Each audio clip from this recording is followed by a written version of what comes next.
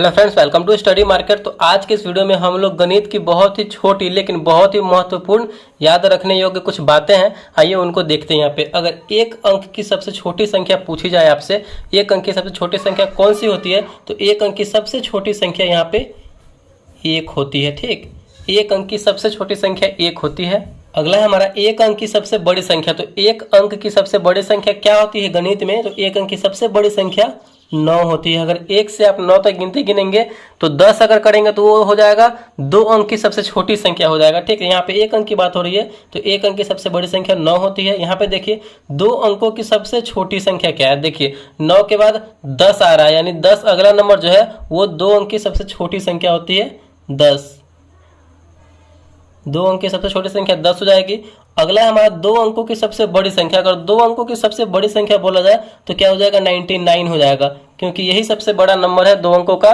क्योंकि 100 हो जाएगा तो वो उसमें 3 नंबर आ जाएंगे, 3 अंकों का वो सबसे छोटी संख्या हो जाएगा। अगला है हमारा किसी भी संख्या को 0 से गुना करने पर गुणनफल। देखिए अगर आप किसी भी संख्या को 0 से गुना करते हैं तो हमेशा जो गुणनफल हमारा जो आएगा, आंसर आएगा, हमेशा 0 आएगा। ठीक, वो देखिए कैसे, अगर आप 5 को 0 से गुना करेंगे तो हमका जो गुणनफल आएगा, आंसर आएगा, हमेशा 0 आएगा। कितना भी आप नंबर ले ले, अब 1 लाख मतलब 1 लाख 2 लाख करोड़ कितना भी नंबर ले ले, उसमें अगर आप 0 से गुना करते हैं तो उसका जो गुणनफल होगा, उसका जो आंसर होगा, हमेशा 0 आएगा। ये बात आपको ध्यान रखना है। ठीक, नेक्स्ट है हमारा किसी भी संख्या को 0 से भाग देने पर भागफल जो है हमेशा क्या आएगा, अगर किसी भी नंबर में, जैसे कि अगर 20 हो गया, 20 में अगर हम 0 से यहाँ पे भाग देते हैं तो इसका जो भागफल होगा, आंसर आएगा, वो हमेशा अनंत आएगा, अनंत आएगा, इनफाइनाइट आएगा। ठीक, आप कोई भी नंबर ले ले, 5965 में अगर 0 से अगर भाग करते हैं आप तो इसका जो आंसर आएगा हमेशा इनफाइनाइट आएगा, यानी अनंत आएगा।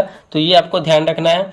किसी भी संख्या को 1 से गुना करने पर गुणनफल हमेशा दी हुई संख्या होती है। ठीक, इसका आंसर होगा किसी भी संख्या को 1 से गुना करने पर, अगर आप जैसे कि 5 को 1 से गुना करते हैं तो 5 हमेशा दी हुई संख्या है और 1 से गुना कर रहे हैं, तो हमेशा जब 1 से गुना करेंगे तो वो संख्या हमेशा 5 ही आएगा। ठीक, किसी भी संख्या में अगर आप 1 से गुना करते हैं तो गुणनफल उसका हमेशा दी हुई संख्या होती है।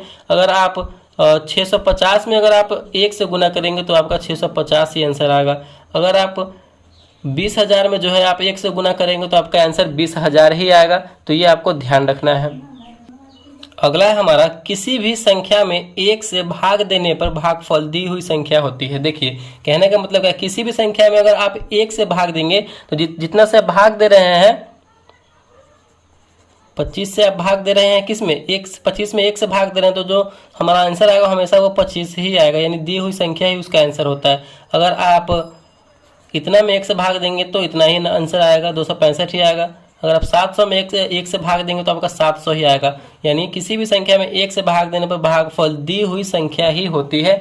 ये बात आपको ध्यान रखना है। अब अगला है सबसे छोटी पूर्ण संख्या क्या है, तो सबसे छोटी अगर पूर्ण संख्या आपसे पूछा जाए तो क्या हो जाएगा, 0 हो जाएगा। ठीक, सबसे छोटी पूर्ण संख्या 0 होती है।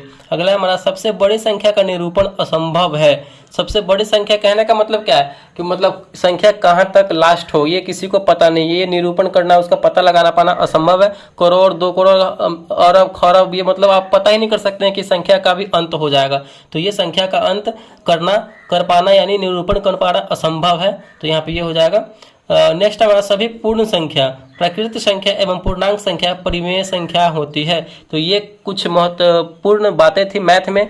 तो आई होप आपको ये समझ में आ गया होगा। अगर वीडियो को अच्छा लगा, पसंद आया तो प्लीज़ वीडियो को लाइक कीजिएगा। चैनल पर नया है तो चैनल को सब्सक्राइब जरूर कीजिएगा। Thank you.